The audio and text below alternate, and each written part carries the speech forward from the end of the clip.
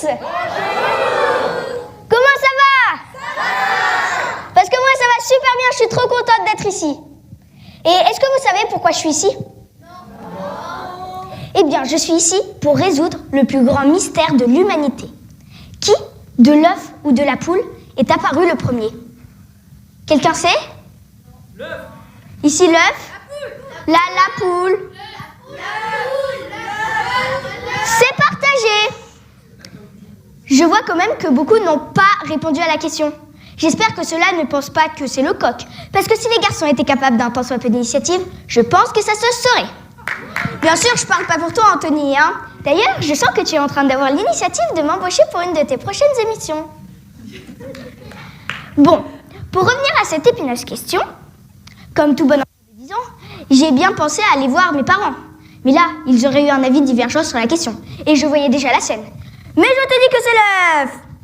Mais non, je te dis que c'est la poule. Je l'ai lu dans une revue scientifique. Et oui, mes parents, depuis qu'ils ont passé quelques années sur les bancs de la fac, se prennent pour des scientifiques. Ah oui, tiens, mais quelle source fiable peux-tu me citer, toi qui es si sûr de toi? Et bla, et bla, et bla. Bon, comme je n'avais pas envie qu'ils s'entretuent, je me suis dit qu'il vaudrait mieux aller voir mon prof de biologie. Et là, il m'a répondu: c'est une histoire de référentiel de base. Cela dépend de l'œuf dont on parle dans la question. Pour vous, jeune fille, un œuf de poule, c'est un œuf duquel sort une poule ou un œuf produit par une poule? Si c'est l'œuf duquel sort une poule, alors l'œuf était là avant. Et si... Et là, je suis en train de te raconter n'importe quoi, donc vous n'avez rien vu, et je remonte dans le temps. Blablabla. Bla, bla, bla, bla. Si c'est l'œuf duquel sort une poule, alors l'œuf était là avant. Le dit œuf ayant été pondu par une antépoule, l'étape génétique de l'espèce juste avant sa transformation en poule. Et là, il a continué. Si c'est l'œuf pondu par une poule, alors la poule était là avant. Et si vous considérez que l'œuf doit répondre à ces deux conditions, alors vous retombez sur votre paradoxe de base. Bon, là j'ai bien pensé à aller chercher un prof de philo, mais ils ont pas ça en boutique au collège. Je suis qu'en 6e. Alors, comme d'habitude, j'ai abandonné tout espoir d'apprendre quoi que ce soit d'un prof et je me suis tournée vers la source de savoir universel. Internet. Là, j'ai enfin pu reprendre le problème à la base.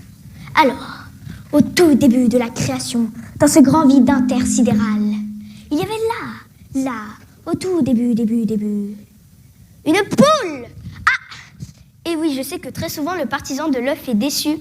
Mais au début, c'était la poule, hein. Bon, après, bien sûr, il y a eu les autres animaux. Les mouches, les crocodiles, les... comment on l'appelle ça? Bzz, bzz. Non, pas les téléphones à vibreur. Les criquets. Oui, les criquets, merci, il y en a au moins une qui suit. Et puis après, il y a eu Adam et Ève, parce qu'il avait la cote. Codec.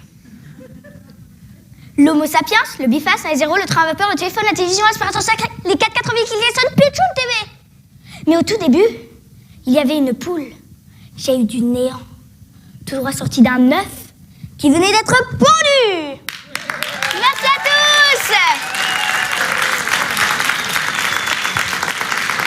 Allez, plus de bruit s'il vous plaît pour Angelina.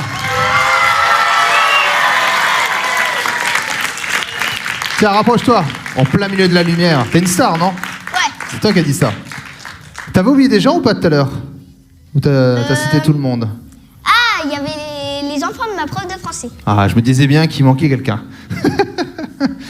Avant de te quitter, Angelina, enfin plutôt que toi tu partes de cette scène, on va lui faire juste un petit au revoir à la Pichoun TV. Avec moi, Angelina.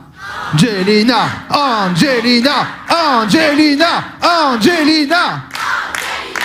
Bien. Allez, à tout à l'heure, Angelina, merci.